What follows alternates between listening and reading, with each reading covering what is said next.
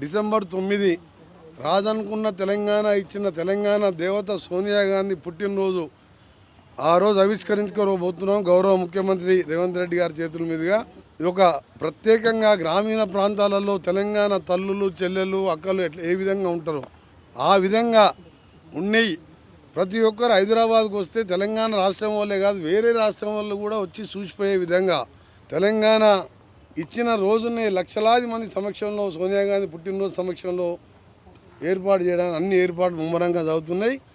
దాన్ని ఇవాళ ఒక ప్రత్యేక డిజైన్తో చేస్తున్నారు. ఇవన్నీ కూడా తెలంగాణ తల్లి కూడా ఎట్లుంటుందో చూడాలని మీకు కనిపిస్తే డిసెంబర్ 9 వరకు వెయిట్ చేయండి.